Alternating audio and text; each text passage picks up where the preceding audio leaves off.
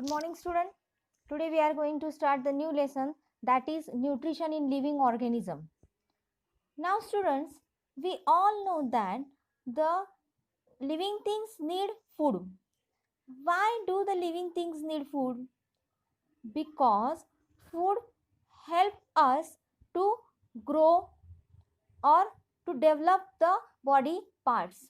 Also, it helps to replace the damaged cells and repair tissues. Also, it helps to fight diseases.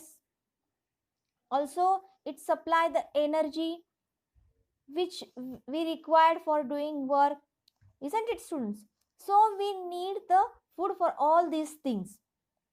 Now students, the process of taking in and using food which takes place in living organism is called nutrition. Again I am repeating, the process of taking in and using food which takes place in living organisms is called nutrition. So student, today we are going to learn about the nutrition in living organism in our fourth lesson of science. Now what is the meaning of nutrition? That I told you already. Now what is the need of nutrition? To supply the energy required for doing work. Second one, growth and development of the body. And third one, to replace the damaged cells and repair tissues and also to fight diseases. This is the need of nutrition for us. Now students, some life processes goes on continuously in living organisms. Substances which are digested and assimilated for obtaining energy and for the growth and health of our body are called foodstuffs.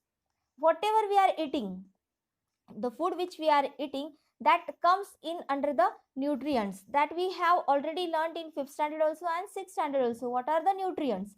Vitamins, proteins, all these are carbohydrates, fats, all these are the nutrients, isn't it? So all these nutrients include in our food stuff and that we are eating, isn't it? Now we get several types of nutrients from our food stuffs. Nutrients can be classified into two types. First one, macronutrients, and second one is micronutrients. Nutrients like carbohydrate, proteins and fats are required in large quantity. These are macronutrients. Minerals and vitamins are required in very small quantity. They are called as the micronutrients. Now student, the living things means which things? Plants also and animals also. Now in case of plants also produce their own food, that we have already learned in our first lesson. In our first lesson we have learned that the plants make their own food. How they are making their own food then? They, with the help of photosynthesis process, these plants are making their food. They produce their own food. And the plants which produce their own food are called as the autotrophic plants. The plants which make their own foods are called as autotrophic plants. Are called as autotrophic plant. What it is called as? Autotrophic plant. See, these are the autotrophic plants. They are making their own food. How do we know that they are making their own food? Because of the green color which is present in their leaves. Because of the green color which is present in their leaves, we can easily say that they make their own food. Now what is this photosynthesis process? What is this photosynthesis process that we'll going to learn? Now see, photosynthesis process means the process in which plants produce their own food with the help of chlorophyll which is present in the leaves of the plants. Because of this chlorophyll, the leaves of the plant's color is green. Okay, so with the help of chlorophyll, with the help of sunlight. See student, with the help of sunlight, with the help of chlorophyll, then with the help of carbon dioxide which they are getting from the air, and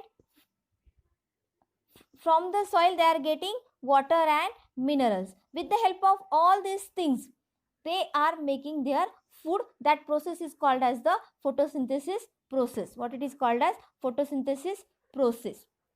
Do you get it? I am repeating again. Plants make their food with the help of sunlight, chlorophyll, carbon dioxide, water and minerals which they are getting from the soil. Carbon dioxide they are getting from the air, and in this, with the help of all these things, they are making their own food.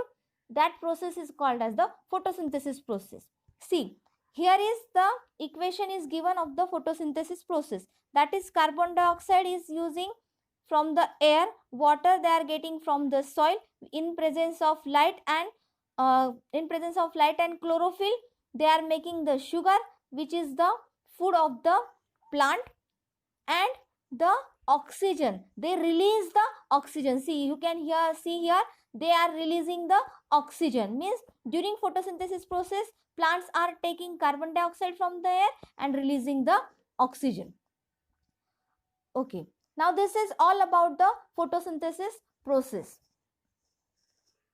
Now students, in this photosynthesis process, as I told you that they are taking the carbon dioxide from the air and releasing the oxygen again in the air. In this way, they are also release the water.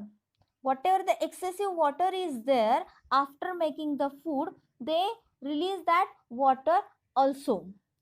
That process is also called as the excretion of the plants. Excretion of the plants. In this, with the help of stomata, which is present in their leaves, they are leaving the water in the air.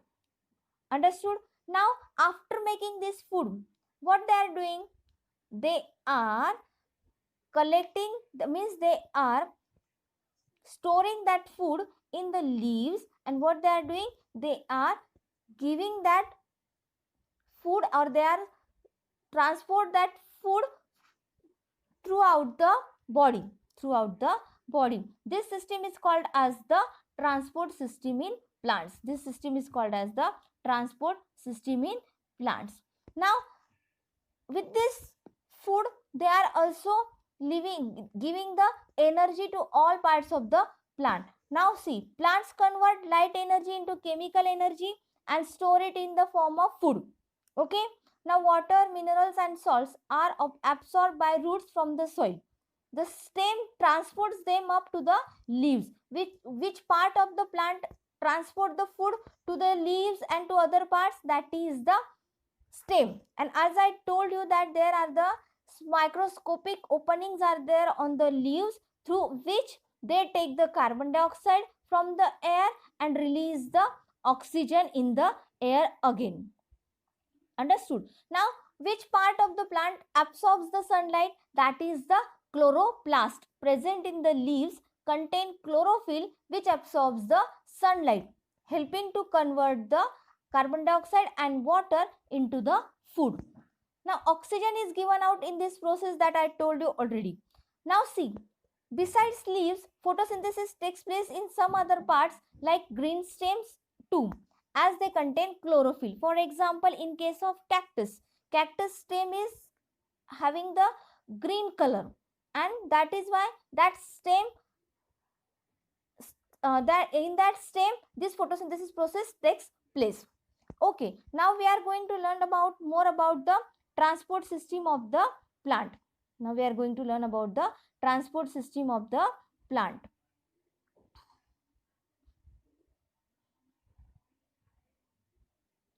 Now see, transport system in the plant. How the food transport from the leaves to the other parts of the plant.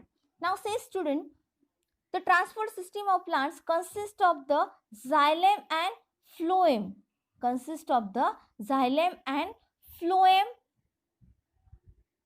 The xylem transports minerals and waters from the root to all aerial parts of the plant. Now, what is the function of this xylem? This function of this xylem is to see this xylem's function is what? To transport the minerals and waters from the root to all aerial parts, of the plant. And what is the function of the phloem? The phloem transports the food. For example, glucose. The full phloem transports the food from the leaves to the other parts of the plant, where it is either consumed or stored, Though the plants have transport system, they do not have separate digestive or excretory system. As I told you that they excrete the water, excessive water from the leaves. That is also taking place in this transport system only. Means excretory system is not there separately, it is not there. Digestive system also separately, it is not there in the plant. In transport system only, they are excretes the water from the leaves. Understood, students? Okay. Now, next part is that the biological fixation of nitrogen. Now, see students, plants produce carbohydrates by the process of photosynthesis. Carbohydrates are made from carbon, hydrogen and oxygen. Proteins are made from carbon, hydrogen, oxygen and nitrogen. Now, how do the plants obtain the nitrogen necessary for the synthesis of protein? Now, students, plants are producing the carbohydrates, which is by the process of photosynthesis, and carbohydrates are made up of carbon, hydrogen and oxygen. And in case of proteins are made up from carbon, hydrogen, oxygen and nitrogen. But for synthesize the proteins, we need the plants need the nitrogen. Now, how do they get the nitrogen? Now, see, air contains gaseous nitrogen. However, plants cannot utilize gaseous nitrogen. They are not breathing, so they cannot take the nitrogen from the air. So how they are fulfill their need of nitrogen? The fixation of nitrogen occurs by biological and atmospheric methods. Now, first of all, we are going to learn about the biological fixation of nitrogen. Now, see, two different types of microorganisms can bring about biological nitrogen fixation. Root nodules of leguminous plants. See, this is the root nodules of the leguminous plant. See, these are the leguminous plants' roots. And have you seen this? See this. These are the nodules which are present in the roots. So these root nodules, see, these root nodules of leguminous plants contain the rhizobium microorganisms. These root nodules contain the rhizobium microorganisms. So these microorganisms, what they are doing? These microorganisms absorbs the atmospheric nitrogen and convert it into its nitrate, a compound. These rhizobium microorganisms absorb atmospheric nitrogen and convert it into its nitrate, a compound. And microorganisms like Azotobacter are present in soil. They also convert atmospheric nitrogen into nitrates. So, do you understand, students, what is the meaning of biological fixation of nitrogen? How the plants are getting nitrogen from the atmosphere with the help of their root nodules? Okay. So, here our topic is finished. Now, you have to do your homework at your home. In the notebook, that is, define the following: nutrition, autotrophic nutrition, photosynthesis 3 times. Okay, how many times you need to write? That is the 3 times.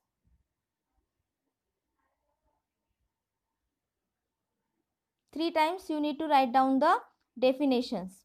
Okay, and this questions answer only 1 time. That is. Good morning, student. In our last lecture, we have learned about the autotrophic plants, transport system in plants. and the biological fixation of nitrogen. Now, there is one more thing is that atmospheric fixation of nitrogen. Now, say students, lightning, that is thunderbolts, occur in the rainy seasons. This causes atmospheric nitrogen and oxygen to react with each other to form nitric oxide, which is again oxidized to form nitrogen dioxide. The nitrogen dioxide dissolves in water and it is converted into nitric acid, which gets added to the soil along with the rainwater, and then plants use this nitrogen also for their growth. Okay students, today we are going to learn about the symbiotic nutrition. Now what is the meaning of symbiotic nutrition? Now see student, in some cases two or more than two different types of plants live together to fulfill their needs of nutrition. Again I am repeating, in some cases two or more than two different types of plants live together to fulfill their needs of nutrition, protection and support with each other's help. This type of nutrition is called as symbiotic nutrition. Means students, two or more than two different types of plants are living together to fulfill their needs of nutrition also. They protect themselves also with the help of other plants. They are supporting also that plants. In this way they are help each other, and this type of nutrition is called as the symbiotic nutrition. Now for example, we can see this type of nutrition in fungi, then in lichen. Now fungi grow around the roots of some other plants, that we have already seen many times, that fungi are growing on the on any on the on any type of host or near the roots of some other plants. These plants supply nutrients to these fungi, and in turn fungi supply minerals and water to that plants. Means fungi also help that host plants. That plant give the nutrients to the fungi, and in another hand fungi also supply mineral and water to that plants. This type of nutrition is called as the symbiotic nutrition. Some fungi and algae live together. The fungi provides water, minerals as well as shelter to algae. In return, the algae provide food the fungi. Understood? Some fungi and algae are also live together. Fungi provides water and minerals and shelter to the algae, and in return algae provide food to the fungi. Lichen is an example of a symbiosis between algae and fungi. Lichen is an example of a symbiosis between algae and fungi. Now see students, next type of plant is that of symbiotic nutrition, that is heterotrophic plants. Heterotrophic plants. Now heterotrophic plants do not contain chlorophyll. Then from where they get the food? These plants grows on the body of other plants to obtain the food, which are called as the parasitic plants. For example, Loranthus and Cuscuta. These plants are not having any green color or chlorophyll in them. Then what they are doing? They are growing on the another plant's body so that they can get the food from that plant. And this type of plants are called as the parasitic plants. For example, Loranthus and Cuscuta. Due to the absence of chlorophyll, the Cuscuta is completely dependent upon the host plant. Hence, it is said to be a completely parasitic plant. You can see in this picture, see that yellow like wires are there. These yellow wires are nothing but the Cuscuta plant, and chlorophyll is not there. That is why its color is yellow. And if chlorophyll is not there, then how it get the food? It get the food from its host plants. Means it completely depend upon its host plant for the food. That is why it is called as the completely parasitic plant. You must have also noticed Loranthus that grows on trees. See, you can see on the second picture that Loranthus also there, which grows on the trees. That is also the parasitic plant. The next plants are the insectivorous plants. The next plants are the insectivorous plants. Now students, we have seen that how some plants feed upon insects to obtain nutrients. These insectivorous plants generally grow in soil or water deficient in nitrogen compounds. Means these insectivorous plants are growing in soil also and water also, but they don't have nitrogen compounds. They cannot get in nitrogen compounds from the soil or water. So how they are fulfill their needs of nitrogen?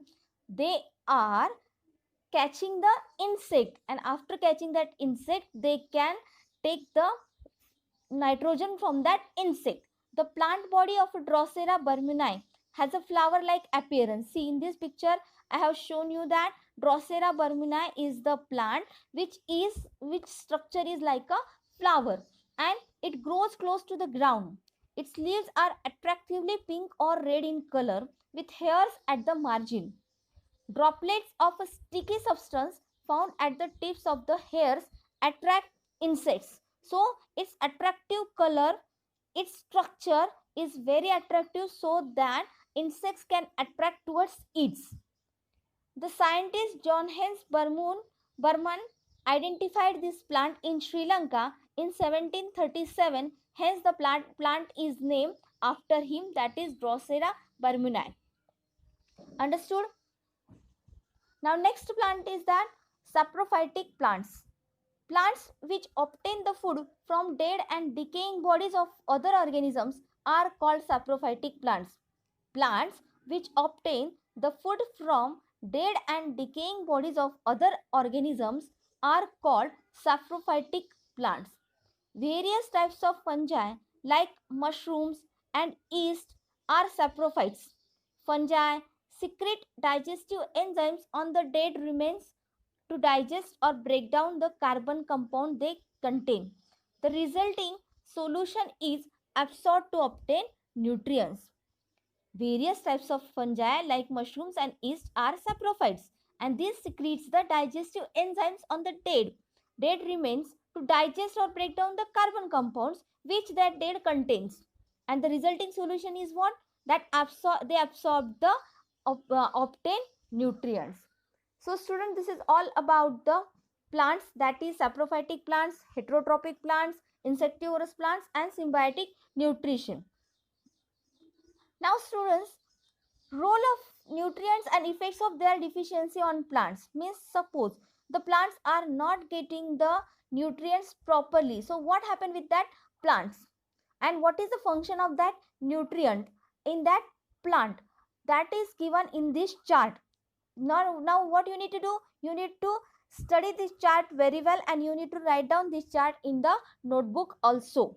See, the nutrient nitrogen is given. What is its function? That important component of proteins, chlorophyll and cytoplasm.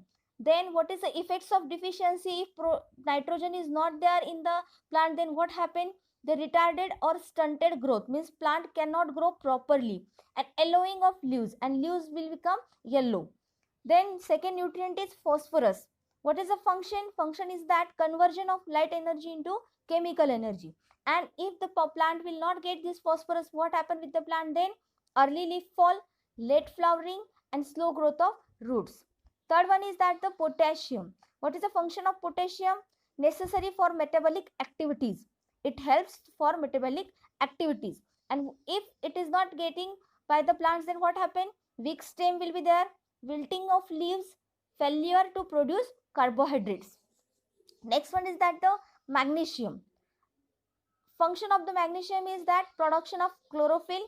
What is the effects of deficiency? That is slow, retarded growth and yellowing of leaves. Third, next one is that iron. Function, production of chlorophyll, and if it will not get by the plants, then yellowing of leaves. Next, manganese, production of main plant hormones. Production of main plant hormones is the function of manganese, and if the plant will not get this, then its growth will retarded or stopped or slow and spotted leaves. Next and last one is that zinc. The function of zinc is that production of hormones and their intermediates, and if it will not get by the plants, then the plant's growth is slow and yellowing of leaves. So students, this is the chart which shows the role of nutrients and effects of their deficiency on plants. I hope you understood this topic very well. In next chapter, in next lecture, we will learn about the nutrition in animals. Here your nutrition in plants is over. Now your homework is that you need to write down this chart which I have told now in the notebook properly. Understood? Good morning, students. In our last lecture, we have learnt about nutrition in plants. Now today we are going to learn about nutrition in animals. Now see students, in case of nutrition in animals, we know that nutrients are very necessary for various activities of the body and which are obtained from the food. They are supplied to the various parts of the body through blood. Now, the food that we consume does not mix with blood as it is. It needs to convert into soluble forms that can easily mix in blood. So, nutrition in animals involves various steps from ingestion to egestion. Now, first of all, we'll learn about the ingestion. Ingestion means what? The food is taken into the body. The food is taken into the body. It is called as the ingestion. Second step is that the digestion.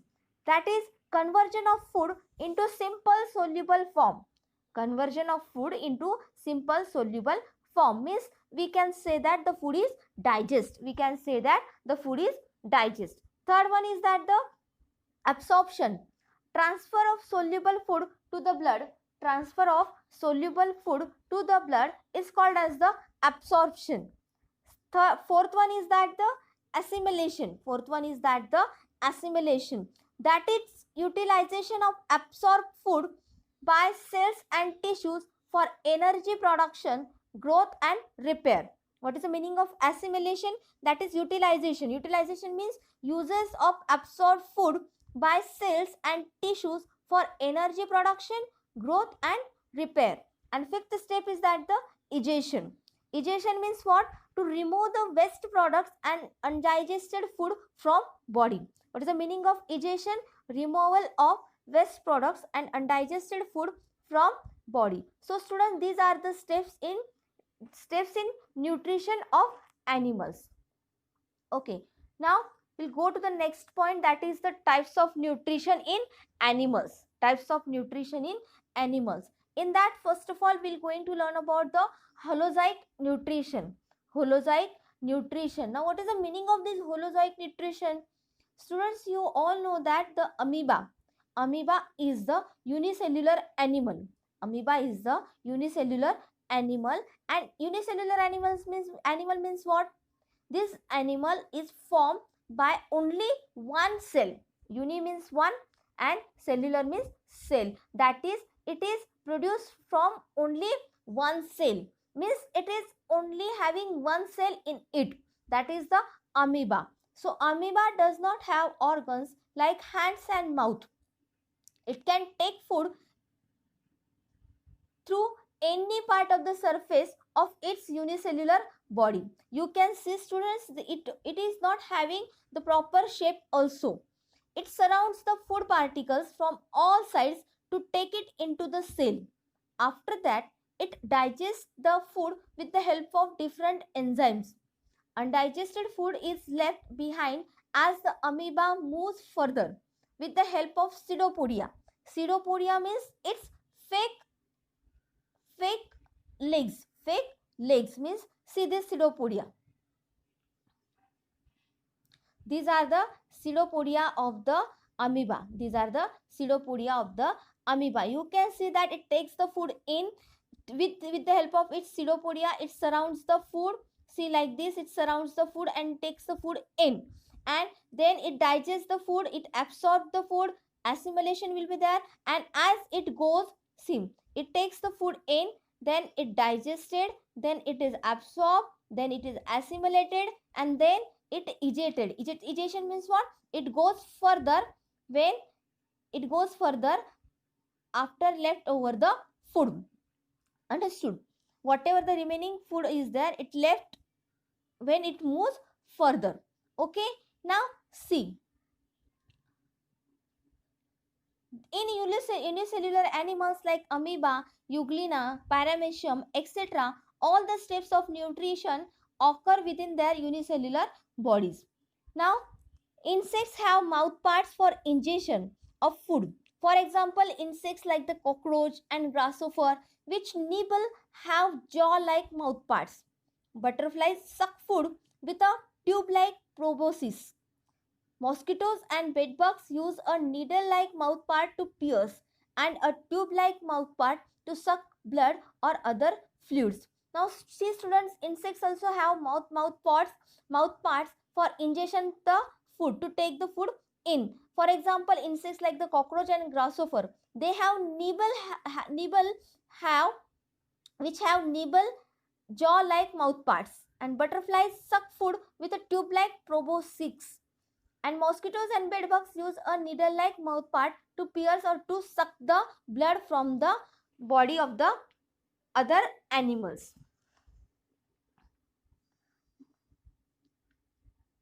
Now see, according to the type of food, animals can be classified as.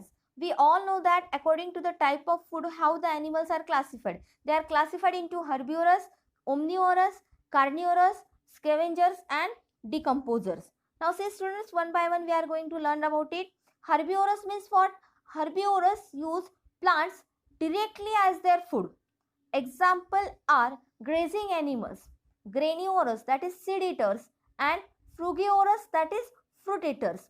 Means the animals which are depends upon only the plants for their food, or they are eating only the plants as their food. These animals are called as the herbivorous animals. Next one is that the carnivorous animals. The carnivorous animals are depends on other animals for their food, and carnivores are indirectly dependent upon the plants also for the food. Examples are animals that feed on herbivores, that is also called as the predators, and animals that feed on insects, that is insectivorous. Means carnivorous animal are depends upon the other animals, understood, and indirectly they are depending upon the plants also for their food. For example, they are, suppose lion is eating deer is eating plant. That means they are depending. If plant is not there, if grasses are not there, how the deer will live? And if deer will not live, how the lion will get their prey, how the lion will get their food? Like this, the carnivorous animals are indirectly depends upon the plant also. Now next animals are the omnivorous animals. Now, omnivorous animals that obtain their food from both plants and animals are called omnivorous animals. For example, monkey, chimpanzee, and human, etc. Some of the organisms. Now, omnivorous animals means which animals that are depends upon both plants also and animals also for their food. And examples are given, that is monkey, chimpanzee, human. Now, some of the organisms around us perform the function of cleaning and conserving the environment by the very act of feeding themselves. They are called as scavengers and decomposers. Some organisms are performing the function of cleaning and conserving the environment. How? They are eating the dead bodies of animals. Also, they are decomposing the dead bodies of organisms or other animals. Now, for examples, we'll learn about decomposers and scavengers. Scavengers obtain their food from dead bodies of animals. For example, vulture, crow, hyena, etc.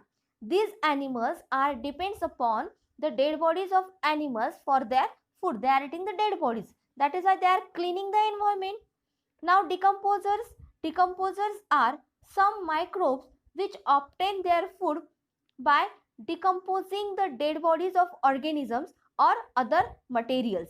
Decomposers are some microbes which obtain their food by decomposing the dead bodies of organisms or other materials. For example, mushrooms, earthworms, mold, tiny algae. These are the examples of decomposer. That is why students, scavengers and decomposers are helping to cleaning the environment and conserving the environment. I hope students you understood all the topic very well.